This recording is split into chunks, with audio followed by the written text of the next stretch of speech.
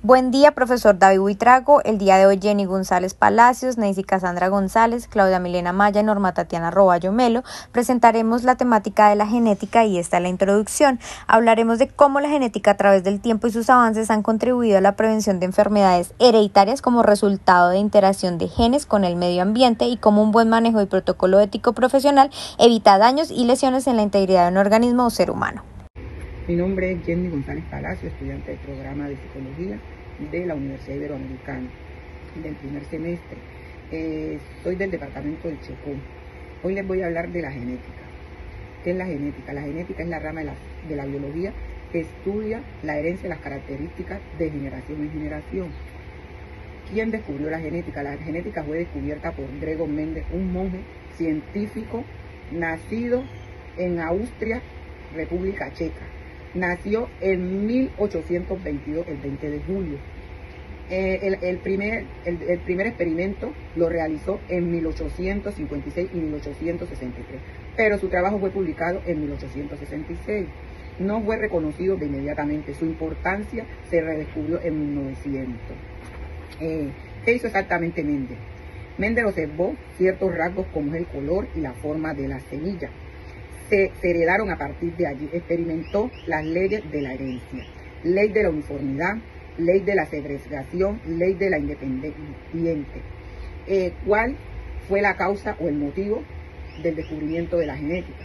El objetivo de Mendel era entender cómo se transmitían los rasgos hereditarios como el color, la forma de las plantas y de padres e hijos. Conclusión: el descubrimiento de la genética marcó un antes y un después en la historia de la ciencia, gracias a los experimentos de Gregor Mendel. Muy buenas tardes. Hago relación aspecto de la genética en el cual hago relevancia en lo siguiente. Tenemos a Hipócrates, el cual creía que el material reproductivo se formaba en todas las partes del cuerpo, en el que a su vez este se transmitía de manera directa. A su vez establece una teoría llamada pangénesis, determinando que las partes sanas como las partes enfermas contribuían al desarrollo del material reproductivo. Por otra parte, tenemos a Aristóteles, el cual cuestionó algunos aspectos con relación a lo que estableció Hipócrates, en lo cual hace referencia a la herencia que los rasgos como las uñas, el pelo, como moverse, las uñas no podían ser parte del material reproductivo, ya que pertenecían a su inmaterialidad.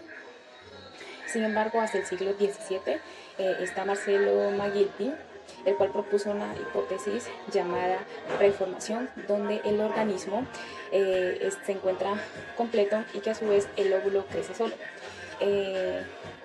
A partir del siglo XVIII tenemos algunos aspectos en los cuales se hace relevancia que mediante la observación puede ser suficiente para interpretar de forma correcta algunos aspectos de la herencia y en caso tal algunas enfermedades. Hago relación a algunos aspectos relacionados con la genética, como el gen, que es una unidad básica con relación a la herencia que es la que se transmite de padres a hijos, el ADN, que es ácido desoxirribonucleico, moléculas que contienen información genética de los seres vivos, los cromosomas, que son estructuras organizadas y que a su vez contienen ADN. Tenemos la mutuación, cambios en la secuencia del ADN que puede afectar parte de la información genética de un gen. La epigenética la definió Watson en 1939. Él la definió como el estudio de todos los eventos que llevan al desenvolvimiento del programa genético en desarrollo. Los conceptos de epigénesis y preformismo surgieron a mediados del siglo XVII, entre siglos XVII y XIX.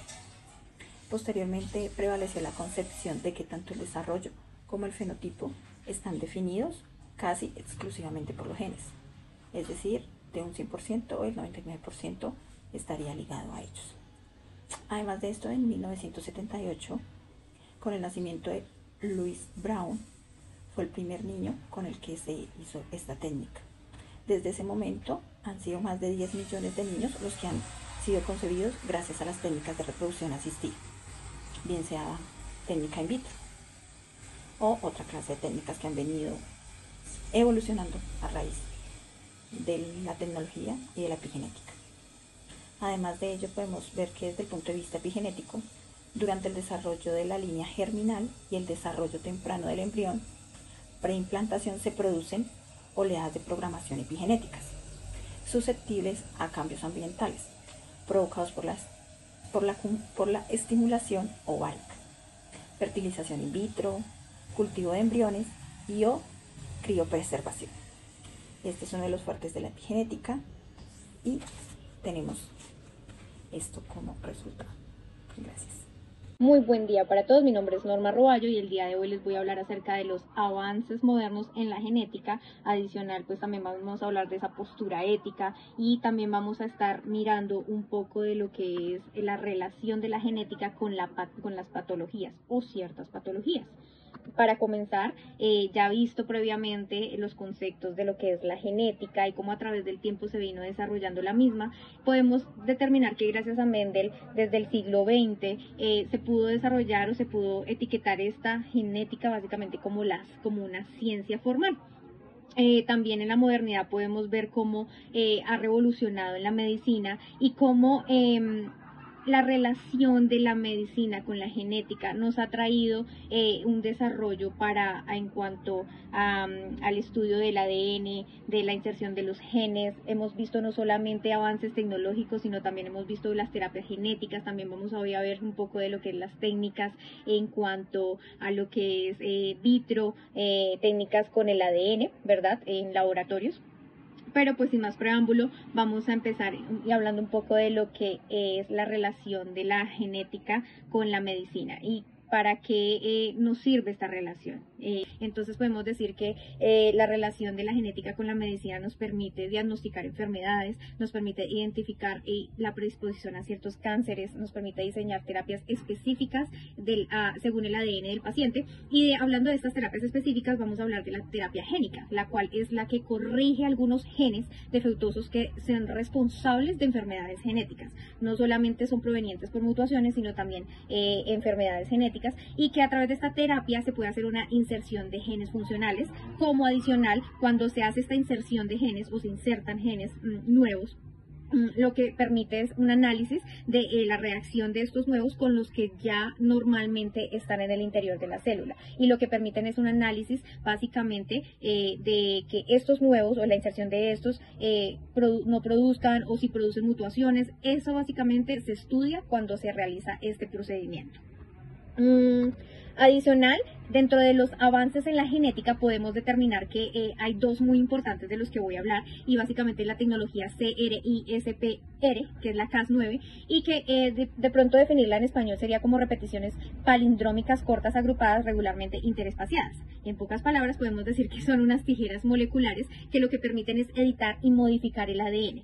¿Cómo lo hacen? Es permitiendo que se inserten nueva secuenciación de ADN. Esto se hace en base para modificar enfermedades infecciosas, como lo fue el caso, por ejemplo, del COVID-19 o como el VPH. Entonces, digamos que ahorita más adelante vamos a hablar un poco y vamos a explicar acerca de lo que es la nueva secuenciación de ADN, pero que esta tecnología básicamente lo que permite es que se amplíe, se pueda modificar y se pueda insertar como se puede acortar un ADN no funcional, un ADN que básicamente está dañado, y que se pueda ampliar y se pueda modificar el ADN. También encontramos el proyecto Genoma Humano. Dentro de este avance en la genética podemos decir o definir la palabra genoma como la totalidad de material genético. Entonces básicamente es el mismo ADN, y cuando hablamos de este proyecto de genoma humano estamos hablando básicamente de que se mapeó en el año 2003 todos los genes para ciertas investigaciones biológicas de la medicina y para los fármacos, para la farmacología. Cuando hablamos de estos avances, debemos darnos cuenta que cuando nosotros ya hemos visto y hemos conocido la terminología de la deontología, y cuando conocemos que el profesional debe actuar bajo unos protocolos regulados, sabemos que todos estos proyectos, estas técnicas y estas terapias que se desarrollan en el avance de la genética se tienen que hacer bajo protocolos estrictos, especialmente de las personas del área de la salud. Las personas del área de la salud saben que es indispensable realizar protocolos porque estamos tratando la parte molecular, la parte del ADN, y cuando hablamos de la parte del ADN molecular estamos hablando de la sangre, que básicamente son sustancias que pueden traer o que pueden producir, que pueden impregnar enfermedades al ser vivo, al otro que está manipulando o regulando, o que está manipulando, perdón, en los procesos. Ya para avanzar, cuando les decía de la secuenciación del ADN, este es una de las más importantes análisis del genoma. El ADN básicamente lo que hace, o la secuenciación del ADN del genoma, es deducir secuencias de aminoácidos. Cuando hablamos de aminoácidos estamos hablando de esas proteínas o tejidos de funcionamiento de tejidos corporales que codifican los genes. También estamos hablando de determinar las causas moleculares de enfermedades hereditarias. Adicional, también vemos como la identificación de genes, lo que les decía, con los genes ya normales que existen o interiormente dentro de la célula, y cómo pueden determinar que cuando se inserta pues no hayan algunas mutaciones, porque cuando hablamos de mutaciones podemos hablar de mutaciones neutrales, buenas y malas. Cuando hablamos de mutaciones malas estamos hablando de las mutaciones para genes que se llaman oncogenes, que son mutaciones que habilitan el desarrollo de lo cancerígeno, y adicional también estaríamos hablando de mutaciones buenas, que las mutaciones buenas en sí son llamadas como los supresores tanto para tumores como para cancerígenos, y son los que previenen, como los que ayudan a que no se desarrollen pues las células cancerígenas. Adicional, pues permite identificar esta secuenciación, mutaciones esporádicas en pacientes que han adquirido el cáncer, y que es el tema del cual vamos a hablar ahora más adelante.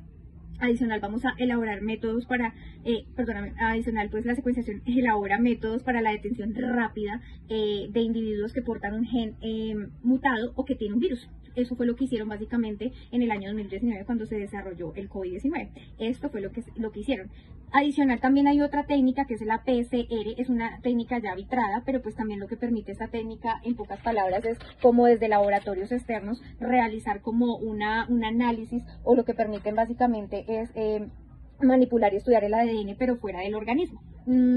Ya dentro de la relación de la genética con la patología, pues podemos entender como patología básicamente que es el conjunto de síntomas de las enfermedades. Pero cuando decimos patología, ¿de dónde provienen estas patologías? Básicamente pueden provenir de factores externos, factores químicos que uno puede recibir, el cuerpo puede recibir. Puede ser patologías que se pueden dar por generaciones, que son como hereditarias, que pueden traspasar de padres a hijos, pero también son alteraciones de genes incorrectos. Eso quiere decir que existen algunos daños internos. Eso no es un proceso que se hace externo, sino en la misma célula internamente. Ellos hacen una réplica de ADN en su funcionamiento normal, y cuando están haciendo esta réplica existen unos tipos o unos daños, unas lesiones acumuladas en el ADN, que son lesiones que se dan en la reparación del mismo ADN, y también pues se da por expansión de mutación.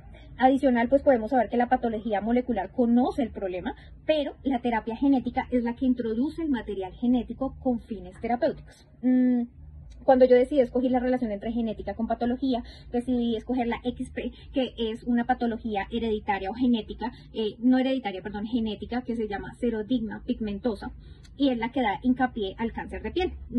En esta patología básicamente se da por alteraciones cromosómicas en las células somáticas. Las células somáticas básicamente son células que no son reproductivas y que contribuyen o son responsables del desarrollo, el mantenimiento y la prevención del mismo cuerpo. Cuando esto pues obviamente se altera, pues el cuerpo no tiene como la defensa, o está inhabilitado pues obviamente para tener como esa defensa de la piel, ¿verdad? Entonces aquí sabemos que, por ejemplo, estas personas son sensibles, o los enfermos de esta patología, las personas enfermas, sufren radiaciones, sensibilidad a las radiaciones como a los rayos del sol.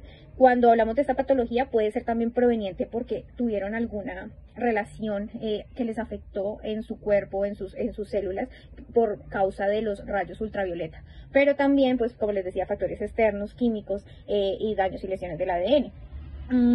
Cuando hablamos también de estas personas, son personas con daños y problemas cutáneos y que tienden a sufrir de cáncer. Entonces, cuando ya venimos a hablar de que básicamente entra el cáncer en estos procesos, podemos decir básicamente que el cáncer es una patología genética, sí, pero que es proveniente más que todo por mutaciones o porque sea hereditaria, porque hay otros tipos de cáncer que ya son fisiológicos y que son provenientes de lo externo, o de lo fisiológico, pero por otras razones. Cuando ya hablamos aquí básicamente del cáncer hereditario y tumores, es porque hay una ausencia de la P53, y la P53 es una proteína básicamente que protege la célula, que hace un control en la célula, y cuando no está esta, pues obviamente es ahí donde se viene a determinar que el organismo está sufriendo de ausencia de la misma, y podemos saber que esta reparación básicamente del ADN es un proceso interno, que no es un proceso externo. Pero ustedes se preguntarán, ¿hay algún tipo de tratamiento para este cáncer hereditario o qué se puede hacer? Bueno, dentro de las células somáticas se ha llegado a determinar que se puede utilizar técnicas de ARN antisentido. Es la manera como se puede tratar. Adicional, también se puede hacer por medio de prevención de inserciones de genes, como mencionaba anteriormente. Es la manera como podemos prevenir, ¿no? Y básicamente, como conclusión de este trabajo, es que la medicina en la actualidad depende altamente de la patología molecular y de terapias y técnicas genéticas para ser tratada. Entonces, todo esto se debe realizar bajo protocolos deontológicos y profesionales para el bienestar del paciente, y también se debe otorgarle al paciente información clara. No se puede discriminar a cualquier paciente por X o Y razón. Todos merecen el mismo trato, y el cuidado y la conservación del desarrollo integral de la persona y del organismo en sí es lo más indispensable. Esto ha sido todo por hoy, y bueno, esperamos que el tema haya sido de gran importancia. Muchísimas gracias.